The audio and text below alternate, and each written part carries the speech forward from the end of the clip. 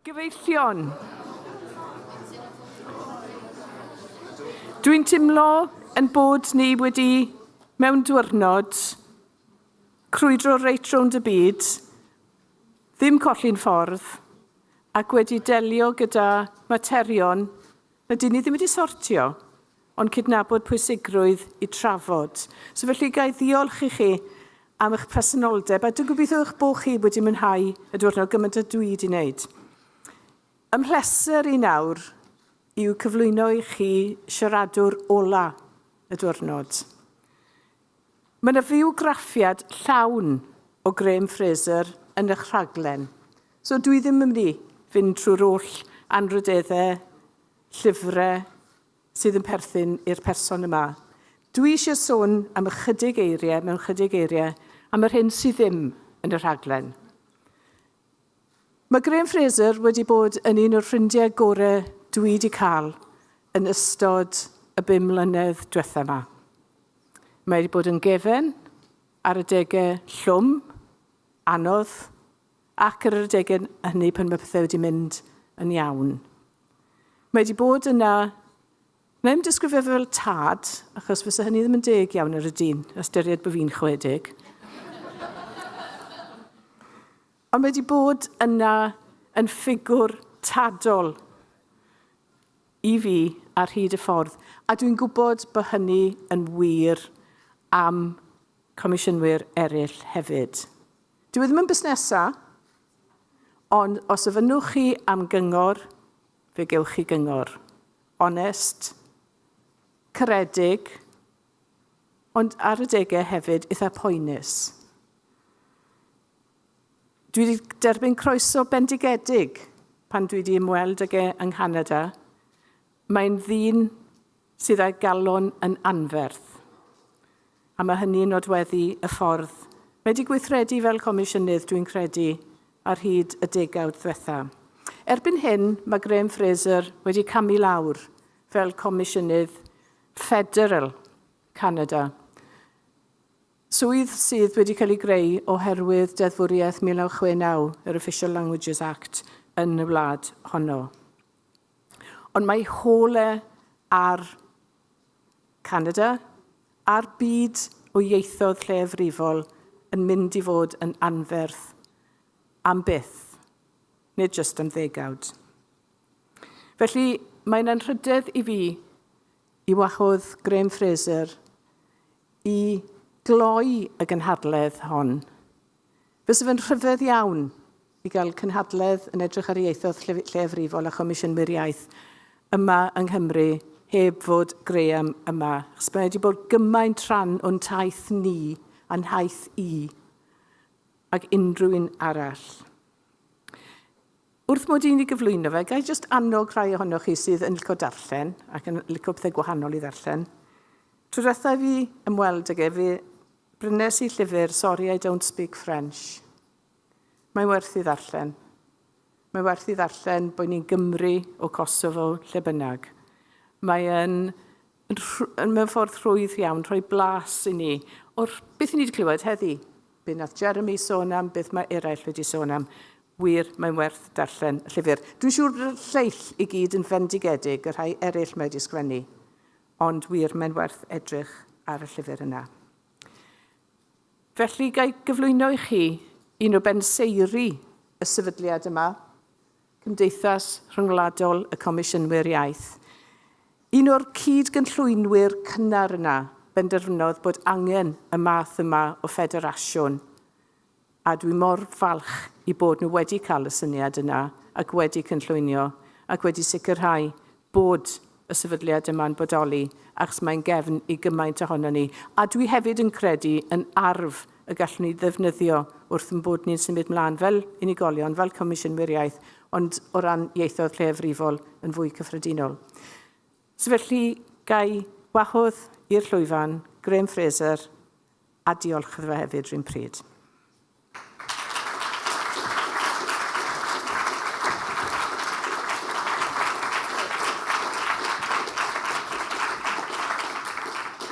Thank you, Mary, and thank you so much for everything you've contributed to the organization and for this invitation. although I found myself thinking that some of my former colleagues have maybe wondering how can we miss him if he doesn't go away. The foundation of the ILC was something that I am extremely proud to have been involved in.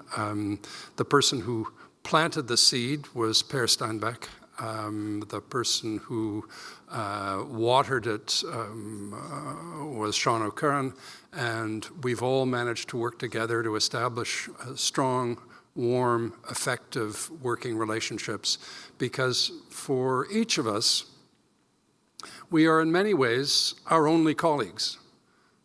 We have very unique roles, and it is a wonderful opportunity for all of us to let our hair down and to share the kinds of satisfactions, frustrations, difficulties that only the other commissioners of official languages really live with and understand. And it's a delight to be here with my former colleagues and with my interim successor, Ghislaine Sakeley, who stepped up to the plate and has done a wonderful job over the last 6 months. My only regret is that the government took so long to choose my permanent successor, is that the announcement was made while we were all here. So if you noticed little clusters of Canadians talking, it was buzzing and speculating, wondering what Madeleine Meillard will be like as the next commissioner. She is, I'm sure, she will contribute greatly to next year's organization.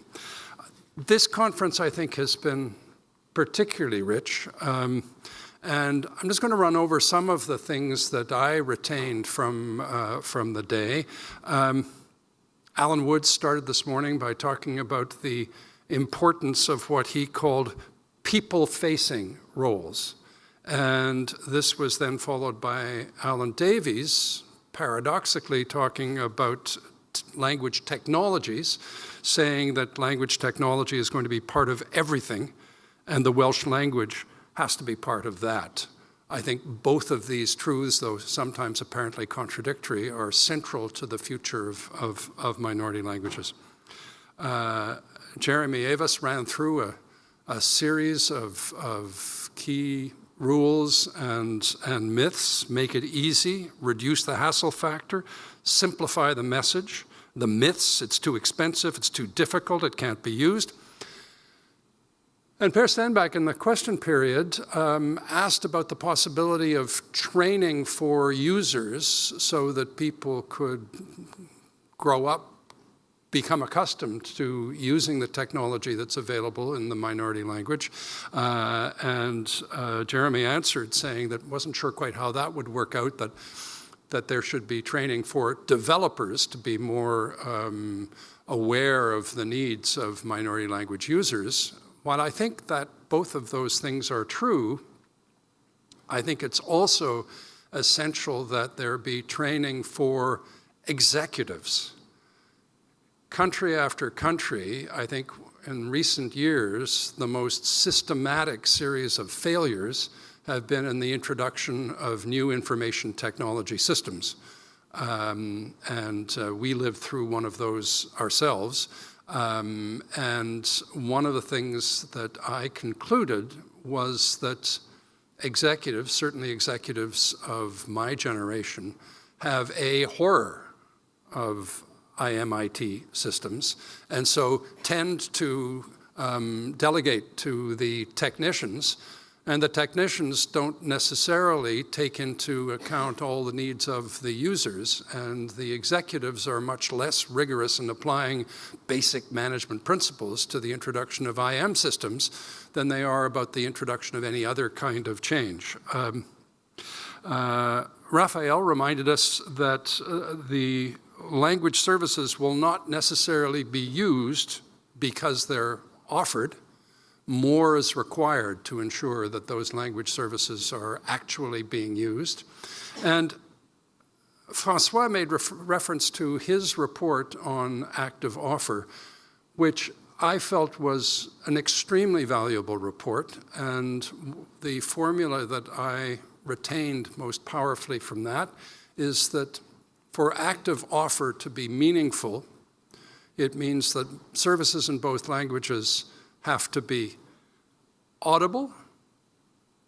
You need to hear the language being used. They need to be visible. There have to be signs indicated that those languages are used. They have to be available.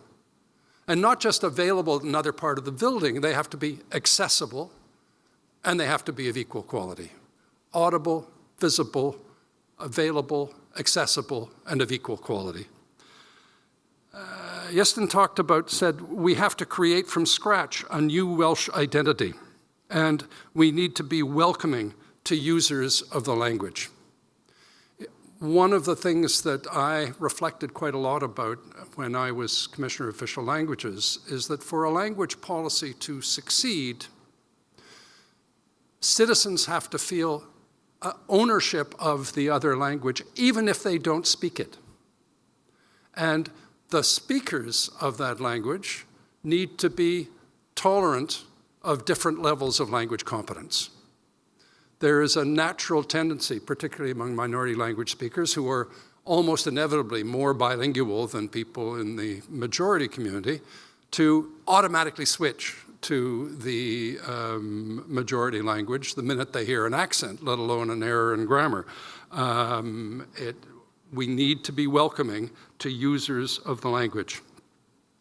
In David's presentation, talking about how language instruction and Welsh as the medium of instruction is spreading well beyond the humanities to other areas of professional training, I think it is also important for employers to seek out people who are proficient in both languages and to send a very strong message to post-secondary and secondary institutions saying, we value language skills.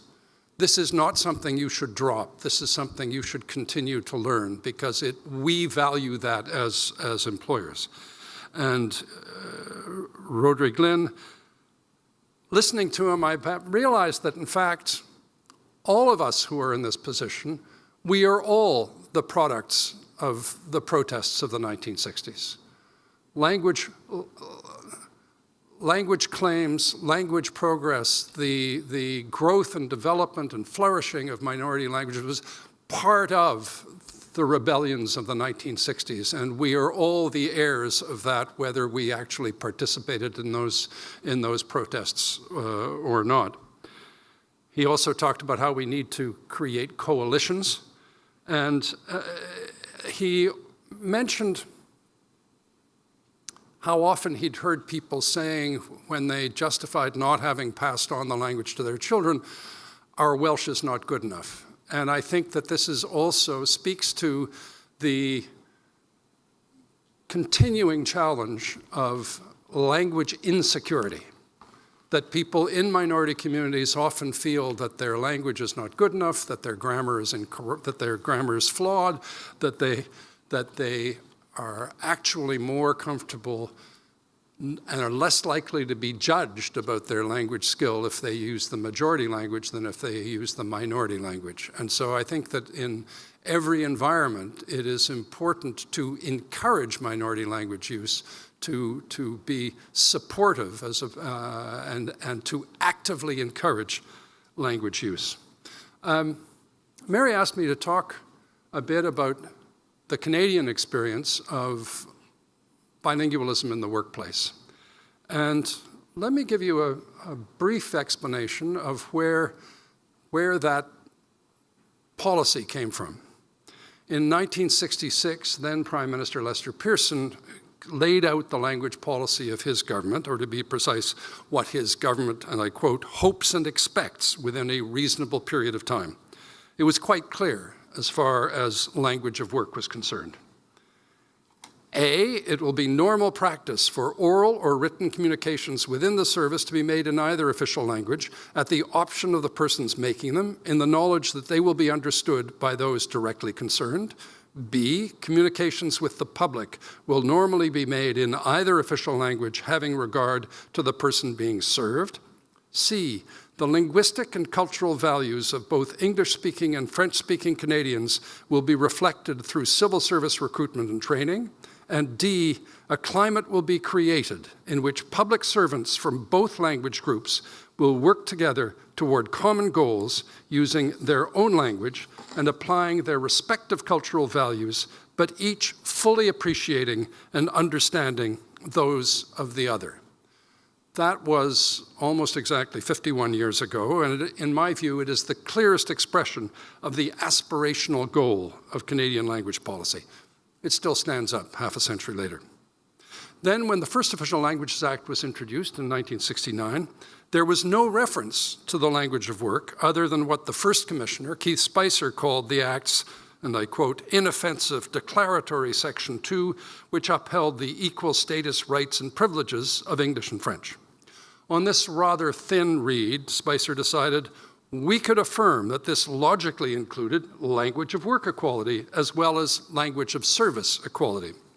In his memoir, Spicer confessed. Basically, he wrote, I bluffed into existence the whole idea of the right to work in French as well as English by staking out that ground in quiet precedents, he wrote. After 2 or 3 years, these made it impossible for anyone to argue that this right did not exist. I called this approach of stating an interpretation as law, then defying departments to defy it, constructive subversion. It was a discrete style of guerrilla war I found essential to getting things done within a federal establishment that hated change. But when the Act was rewritten in 1988, the right to work in either English or in French in areas designated as bilingual was entrenched in Part 5 of the law. Then Minister of Justice, the Honourable Ramon Ntichishyn, spoke to this when the bill was before the Senate committee. Referring to the Charter of Rights and Freedoms, which had been introduced 6 years before, these broad constitutional rights include, in my view, equality in respect to the use of these languages in the work environment of federal institutions. He went on to say that the government had to develop a legislative scheme that reflected what he called the reality of the country. This meant that federal employees who work in areas that were designated bilingual could write their memos in French, speak at meetings in French, and have their performance appraisals done in French, but that in areas that were not designated bilingual, they could not. Martin Lowe, a lawyer speaking on behalf of the Department of Justice, elaborated, saying the right was conferred on individual employees and that the institutional obligations, quote, will establish the highest common standard within a particular institution to maximize the employee's ability to use the language of his or her choice. But he went on to say, obviously these words are carefully chosen. As well, they are words that are intended to make this right workable, in that they would preclude an individual taking such a rigorous and inflexible position as to his or her entitlement that he or she is able to tie up the work of an institution that is attempting in a pragmatic way to make the work environment one in which employees of both language groups are comfortable. So, almost 30 years ago, the terms were laid out. A clear obligation, but a flexible interpretation. But there's a paradox in the Canadian situation as far as the use of our 2 official languages in the federal workplace are concerned. On the one hand, there is a higher proportion of public servants who meet the language requirements of their job, 96% according to the latest report that I've seen, than ever before. On the other hand, it is just as much of a challenge to use the minority language, French in the National Capital Region, English in parts of Quebec, as it's ever been. Part of this is a function of administrative reorganization and the use of technology. In some cases, public servants in New Brunswick, where both languages can be used, now report to supervisors in unilingual districts, where no language requirements apply. And increasingly, technology has enabled the creation of work groups from across the country, where language requirements vary dramatically. But another part of this is simply human nature. Having spent a certain amount of time as commissioner and getting a better sense of how federal government institutions actually operate, I came to the conclusion that granting the right to federal employees to work in the language of their choice was a radical act. Consider the number of things in the life of an ordinary public servant that are decided by somebody else. The policy of the government of the day, the priorities established by the minister, what the deputy minister has conveyed to the department to achieve those objectives, the Treasury Board guidelines that have been set out, the collective agreement that has been negotiated with the union. In Canada, Public Works and Government Services decides literally the size of a carol that you are entitled to at your different level. There is one thing which an employee in a designated bilingual district can say, and that is, I choose to work in the language of my choice. I am going to speak French or English in Quebec. At meetings, I insist that my performance appraisal be done in my language, that I write my memos in my language. And given the natural tendency of people, all of those other elements that are decided by somebody else, it's quite understandable. It is human nature for people not to want to rock the boat, not to want to embarrass their supervisor, who may be ill at ease in the supervisor's second language, not to tell jokes at a meeting that several people at the meeting aren't going to get, not to be excluding other people, to naturally move to choosing the language of the majority of people in the workplace. And there's also the natural case of relationships that are formed in a language. If Harry and Jacques are working together and Harry goes off to language training and gets his, what we call language levels, and gets a promotion, Harry and Jacques have already established a language in which they communicate. It's not because somebody's passed their language levels that that's going to change the language that they have established a relationship in. And I discovered how powerful this sense is of not wanting to embarrass anybody in our own organization, which is 80% French-speaking. And at the Audit and Evaluation Committee, we had two external members, both former public servants, one French-speaking, one English-speaking, but because of the seniority of the positions they had, both were comfortably bilingual. But the English-speaking member chose, as was perfectly his right, even though he understood all the discussions in French, to ask his questions in English. And at one point I looked around the table, and even though he and I were the only English speakers around the table, everybody was speaking English. And it said to me how even in our organization, which is supposed to model behavior, play a leadership role, do all of to create a bilingual workplace, there was just a natural tendency that all it took was two Anglophones and a group of a dozen, and naturally, instinctive, reflexively, the language switched. And which leaves the question, so what is to be done against these forces?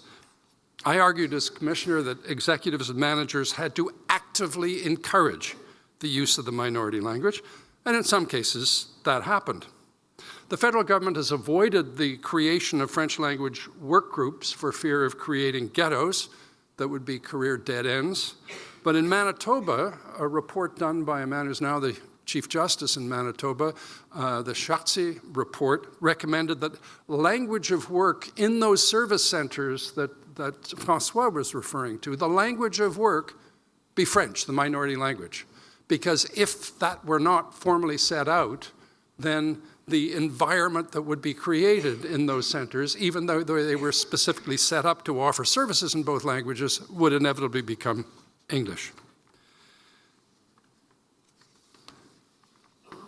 All I can say is that the natural force in the workplace, as in the rest of society, is the domination of the majority language.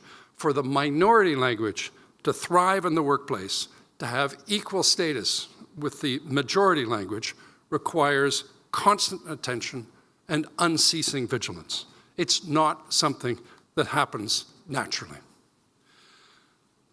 What else did I learn during my decade as Commissioner of Official Languages. Last year in Galway, in my remarks, I listed off a number of things that I learned, that the struggle to achieve equality of status between a majority language and a minority language is challenging, constant, and unending, that symbols are inspiring, that political leadership is crucial, that administrative leadership is often just as important, that respect is an essential value for our organizations, that budget constraints and cutbacks make it hard to maintain the same level of service, that some of the cliches of management are actually true, that it is often more effective to inspire than to require, that we have to be scrupulous in maintaining the highest ethical and administrative standards, and that the nature of the job is such that it's often difficult to identify concrete achievements. Here are some further reflections.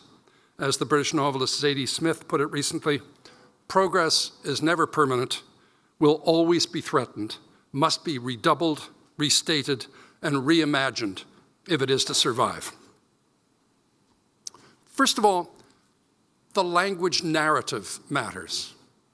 In each of our jurisdictions, there is a story to be told about language, about minority language rights, about how we got from there to here.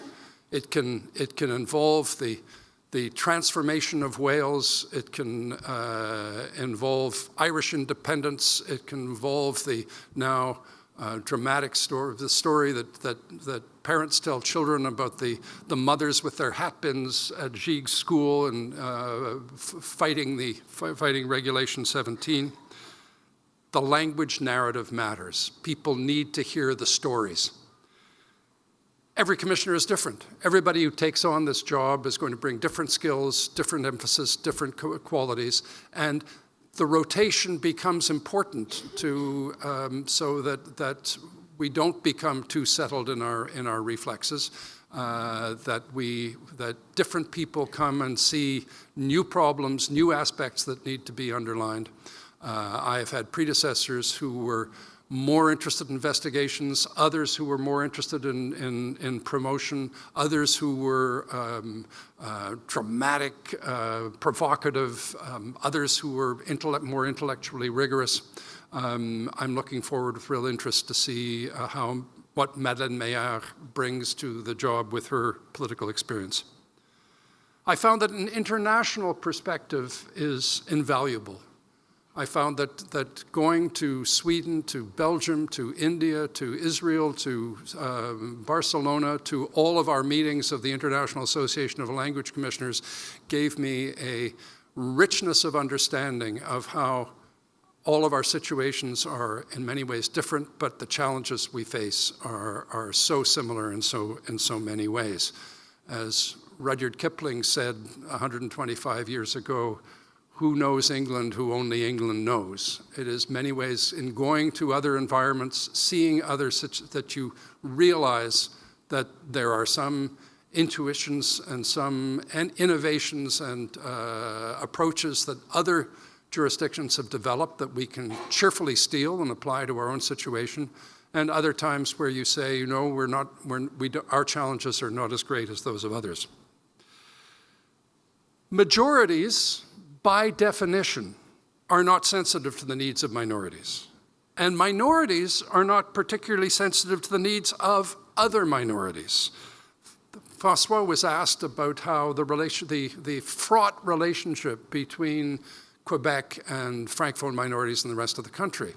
When a minority feels that it has been victimized over the years, it is not particularly interested in other groups that may have been more or less victimized than they feel they have. So that one shouldn't automatically assume that being a minority makes one more sensitive to other minorities. I concluded, as somebody who leapt from a career as a journalist where all I had to manage was a keyboard to being the head of an organization of 170 people, that every decision I made was a decision about risk. And in fact, if it wasn't about risk, it wasn't really a decision. It was signing off on something in which I would take responsibility for, but if there was no risk, it wasn't really a decision. It was approving somebody's $50 cell phone bill. Now, if it was an $800 cell phone bill, that might actually involve some risk. And as a former reporter, I came to the job with an understanding that often it was the smallest misstep that would be the most visible and understandable. And so at a certain point, after someone developed a website called governmentexpenses.org, where with 2 flicks they could compare how much it cost for different government officials to go to the same conference, I decided that I would never fly executive ever again. Around about hour 8 of flying back from Sri Lanka, I wasn't entirely sure of the wisdom of that decision, but it at least avoided some embarrassing stories in the newspaper.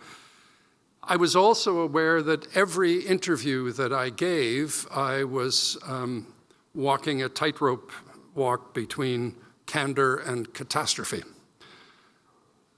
Parliamentarians were my bosses and needed to be treated with utmost respect, but could be unpredictable. And those other agents of Parliament who had got into trouble, who had been forced to resign, often the turning point was when they treated MPs with contempt, and the MPs never forgot it and decided that this was going to be the end. I thought about policy, but I worried about human resources. I think that I will always be proud of the best hires that I made. One of them is here today. She's the one who stepped up and, to the job of replacing me on an interim basis. And the mistakes that I made haunted me for months, if not for years. Every minority community is different. Sometimes from the vantage point of a majority situation, you tend to assume that all those little communities are pretty much the same. Each one has a different history. Each one has a different narrative. Each one has a different sense of their past. In British Columbia on the West Coast, 85–90% of French speakers come from somewhere else, so they do not have deeply rooted senses of historical grievance. On the other hand, in Manitoba, the leader of the rebellion of 1885, Louis Riel, was hung last week as far as the Manitoba community was concerned. And in the Maritimes, where the expulsion of the Acadians happened in 1755, that happened the week before last. There are some communities that live with a sense of historical grievance that is also a profound rallying point and a sense of deeply rooted identity. That sometimes language communities cherish their own historical disasters in a way that become a rallying point for generation after generation. After the 3rd or 4th reference to the Language Act of 1536, I realized that the Welsh are not immune from this sense of cherishing historical disasters. There is a sweet spot that commissioners can find. I concluded early on that there was a tightrope that I had to walk, that if I simply beat the government over the head day in, day out, that deputy ministers and ministers would simply shrug and say that's the way you define the job and pay no attention to any of my recommendations. But if, on the other hand, I bent over backwards to be indulgent and tolerant when government institutions were not living up to their obligations under the Official Languages Act, I would lose the confidence of minority language communities and of parliamentarians. So it is a tricky path to negotiate, but I think there is a sweet spot that can be found. The key question that I think that anyone in the role of in this kind of role needs to ask is, what is the best way to change behavior? And it can vary from situation to situation. Sometimes the best way to go change behavior is to go to court. Sometimes it is to issue a devastating report. Sometimes it's to go and have an inspirational conversation with the executive committee of a federal institution and try and inspire them to the ideals that are embedded in our act and the act of all the other language commissioners, and to say that this is an element of our national identity, this is something that we should aspire to, this is a value that we should personify as people working in federal institutions.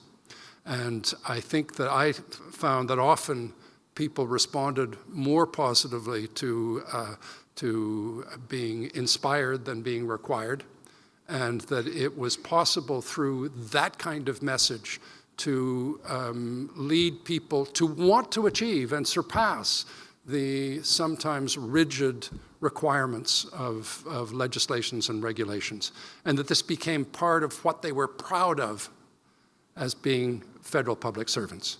It was one of the lingering feelings that I had that I felt very pleased about, was discovering how many federal public servants were proud of the fact that they learned the second language, that they were able to deliver services in both languages, that they were able to encourage their colleagues to use their language of choice, that this was part of the values of the organization.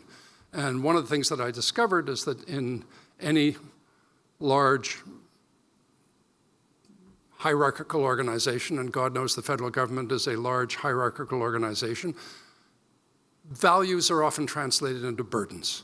So the value of responsible treatment of taxpayers' dollars becomes the burden of reporting to Treasury Board, of annual audit and audits, of the Auditor General, of quarterly meetings with the Audit and Evaluation Committee, and that the value of transparency becomes the burden of managing access to information, that the value of bilingualism in the workplace becomes the burden of job classification, of job training, of language testing. And it's, I think, part of our job to translate those burdens back into values, because it is those values that make this work worthwhile. It's those values that make people proud to live in a society that cherishes the languages that are part of the history, the culture, the identity of all of our societies. I had 10 years in this job. It was the best job I ever had. Thank you very much for sharing this with me.